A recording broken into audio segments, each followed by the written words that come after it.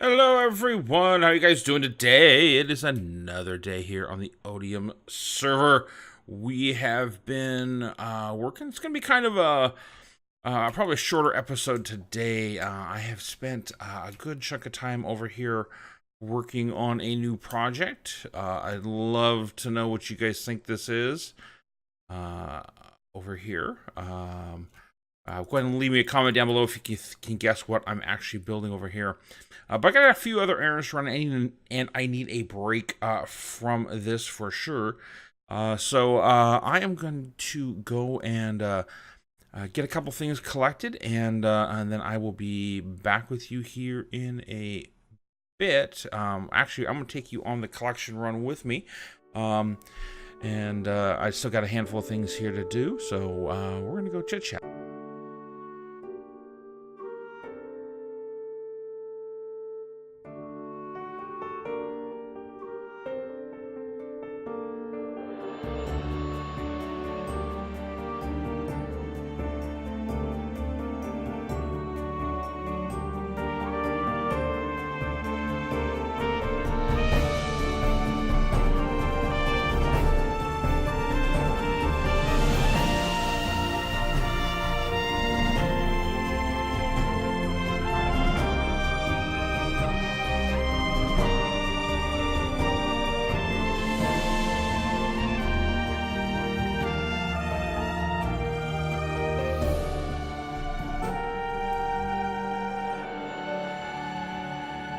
All right, welcome back. So we are out here, quite a journey, and we are in our mining mesa. We have a lot of mesas on our island, but we wanted to keep a lot of those as far as how they looked as part of the terrain. So we had picked this mesa out here to do some mining with, but I actually need this mesa for something different.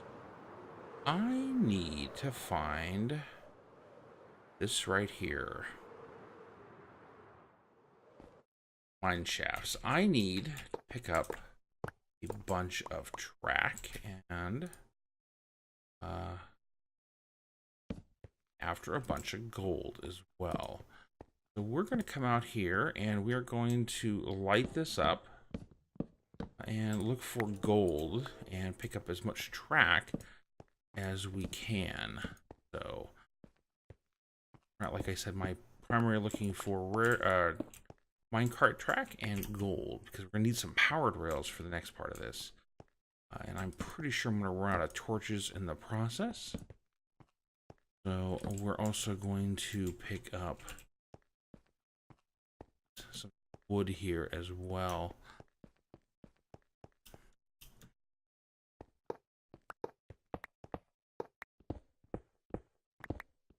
So I got quite a bit of mining and searching I'm going to probably end up having to do. So I will get some of this done. And then what I'm going to do is I've been sort of going along and showing you what everybody else has been doing here on the server. And I think I want to continue that. And one person that we haven't gone and seen yet this season is CraftingMantis. So what I'm gonna do is I'm gonna keep going along here. I'm gonna pick up all this track. Let's see here. See what we can get our hands. Oops. Get our hands on. We need more torches. Already. And we're gonna head over and see what CraftingMantis has been doing as far as the area that she's been working on. So let me do that, and I will meet you over there at her place. All right, everybody, welcome back. So I did a little bit of gathering, and this is what I got from it. And we're already out here at Mantis's place. So take a look at what we've got. We picked up quite a bit of rails, a few powered rails, a bunch of mine carts, and it looks like we've got like 10 of these mine carts. That means we found 10 minecart chests. Did pretty good. Got a couple of books, some name tags, a couple golden apples, got 1 diamond. Stack and a half of, stacking a little bit of cobwebs, but we did pretty good on the gold. We got 5. What is this going to be? Almost 5.5 stacks of gold. So we are in good shape for our powered rails that we're going to need. So we are over here at CraftingMantis' place. We're going to take a quick walk around and see some of the things that she's got going over here. She is doing a Middle Earth Lord of the Rings style. And we're starting off with these... I'm going to use a D&D term, halfling buildings.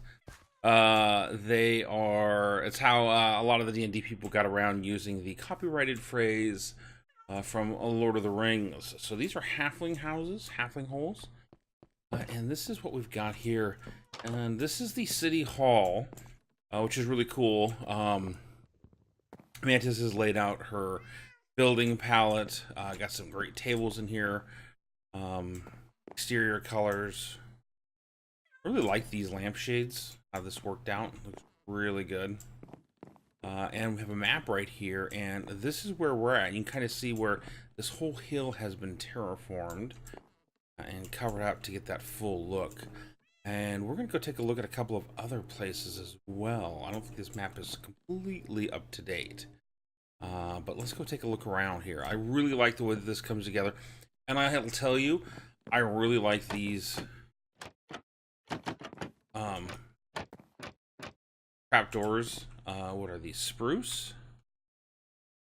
Dark oak trapdoors. They make really good trim and really good ceilings as well. Really cool look and feel to the place. So definitely really cool. And our Garfield sitting here. So let's go take a look over here. So I believe, I'm not sure what these nether brick are, but we've got a couple of other places over here that have gone in, and I think this was the original starting hidey hole that she's got put together. Yep, where the nether portal originally was. And very similar interior. She's got a skeleton grinder and a zombie grinder down below, as well as a couple of other things floating around out here. So this is a really cool starting area. Oh, I've got to go down there. Let me see if I can find this. I thought this set of hallways turned out absolutely great. Different style than I would have gone with, but I thought really turned out really cool. Yeah. These big arching hallways, high ceilings, stairs from the tops. This dark oak into different rooms here and there. I believe this is oak. Oh, this is all birch, stripped birch for the walls. Very specific trim. Really like the way that this all fits together. It's a really nice look and feel. And then ground converter zombie spawner that's up in there. So lots of really nice decorations on the interiors. Really looks good. Lots and lots of time spent on the interiors over here, which just makes the place really tie together. While we're working on finishing up some of our bigger buildings. I know that some of the buildings that we do inside of our city are not going to be fully finished on the interiors, and that is okay. Alright. So there's the city hall, and you can see up there some additional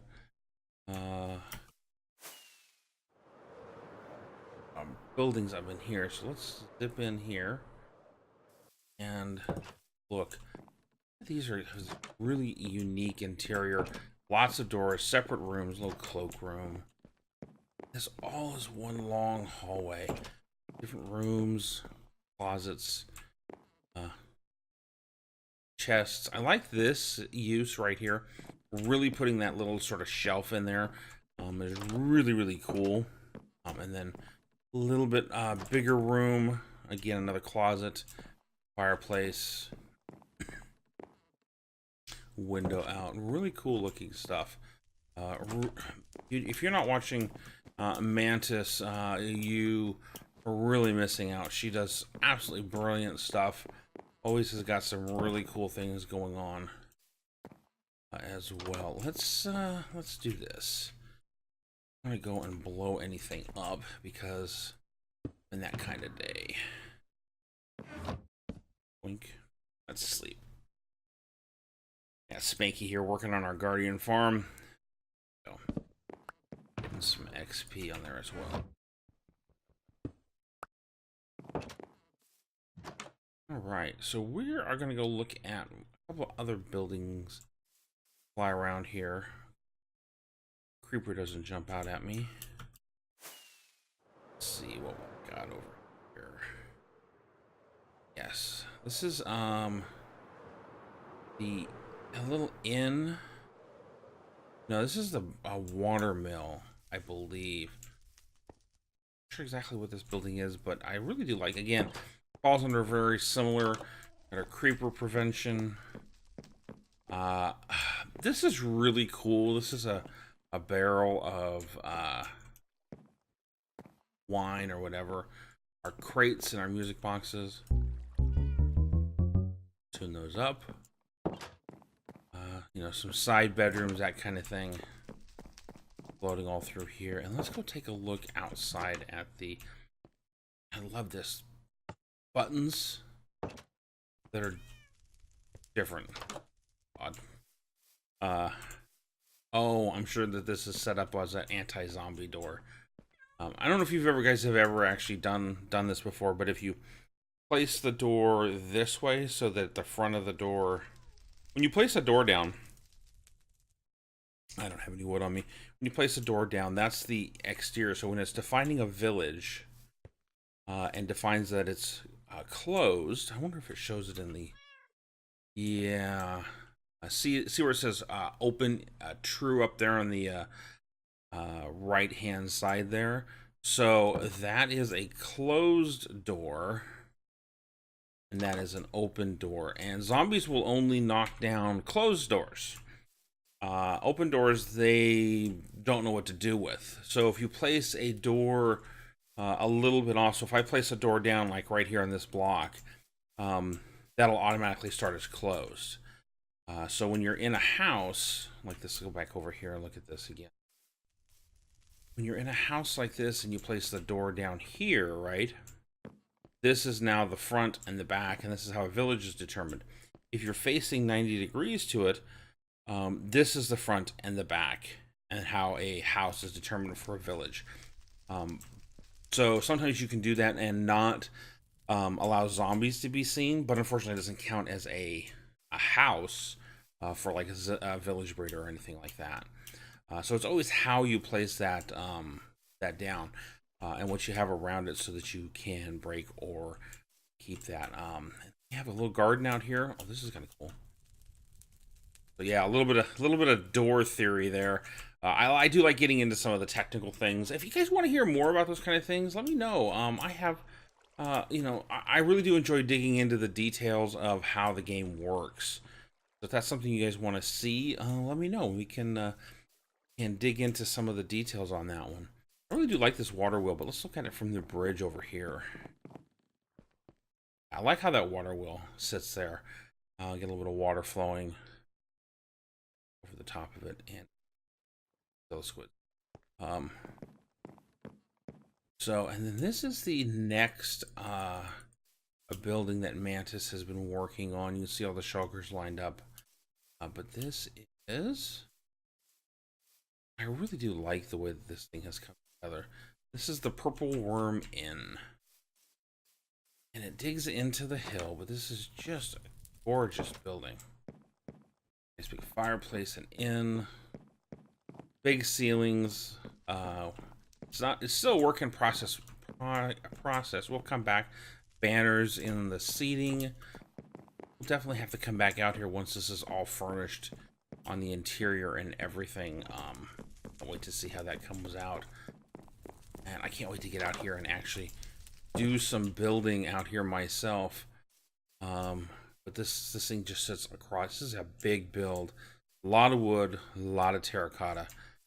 And I'm really can't wait to see some of these things get sectioned off and get ready to build out here as well. But that is what I think I'm going to share with you guys right now. I'm going to head back and go work on the project we're working on. I'll give you guys a sneak peek. So let me get back over there and get a little bit of progress made. And then you can see where we're at there. And we'll go from there. So I'll be back with you here in a bit.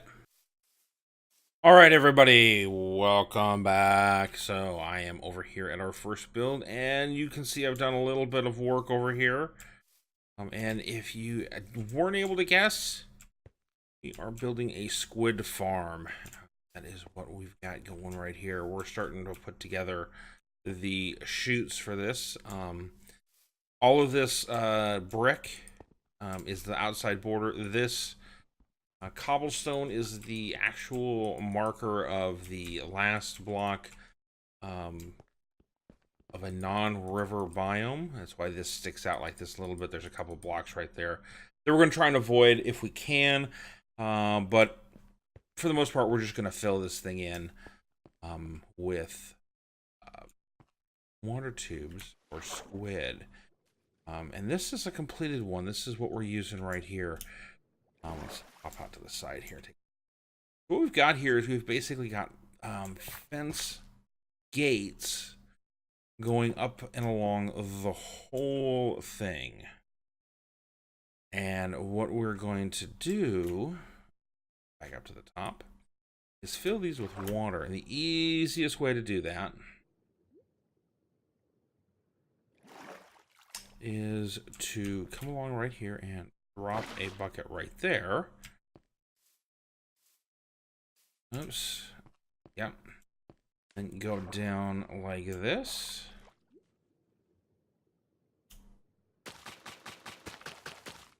Put the kelp in there. And that will fill the entire thing up. And easy peasy. Like that. Go. Back up all of our kelp. So we just made an entire water column right here. Just like that. So the reason why we're doing this way is that right now we've only got one completed one. So what we go through and do next is we're going to open up all these gates. The easiest way to do that is from inside of this.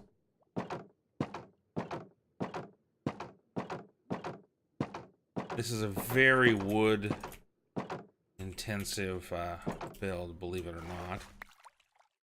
All these gates. Each one of these gates, each stack of gates is a stack of logs. So we've been chopping down some jungle trees, which is probably the easiest one to do. And the way that this works is that we're going to go through, and let's go ahead and finish this last one up, and I'll show you what the last little bit of this is. Need some sign. Oops. There. Just so I have it all the way back down to the bottom. And because this is isn't that heavy as far as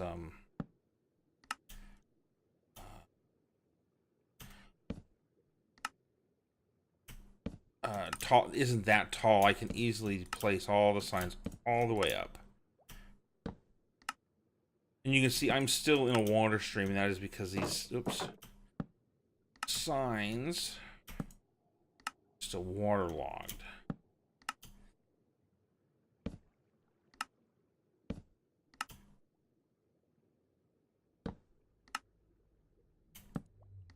So the reason why we're putting waterlogged signs in here is because it does not affect the squid spawning, but it does affect spawning of the fish. So what that does is that means that we will get squid spawning everywhere for us. None of the fish that aren't swimming out here, I think. Yeah, I think Spanky's out at the Ocean Monument and taking all the water spawns, which is fine. We'll be able to spend a day on here AFK, and we'll have tons of ink. So this signs allow squid to spawn in here. They turn, fall out, and then they are off to the bottom where they're going to suffocate and or bounce against whatever, and we'll have a bunch of tracks. That's why we needed all the gold. So I've got a lot of work to do. This is going to take some time, and then we're going to build up a nice big building around this. We are kind of close to our area here where we built our tower. Tower is right over there, just out of render distance. And about the same distance that way is the original farmhouse barn that we built when we started off the server. But that is what I got time for today. I spent a lot of time digging, and we're going to be spending a lot more time chopping trees and placing fence gates. But that's what I got time for today. Thank you guys very much. Hopefully you guys enjoyed this. I'd love to hear your guys' feedback. Go ahead and drop me a comment or two down below. Don't be afraid to ask questions, make suggestions, or anything like that. Always happy to chat with you. You can find me on Twitter at @WanderingNerd. Hope you guys liked today's video. If you did, hit the thumbs up button down below. And as always, if you want to see more like this, definitely subscribe. So hope you guys had fun over at CraftingMantis. And like I said, I got a lot of work to do. And it's kind of boring. So need to get some more supplies. And until next time. Until next time, this is a Wandering Nerd.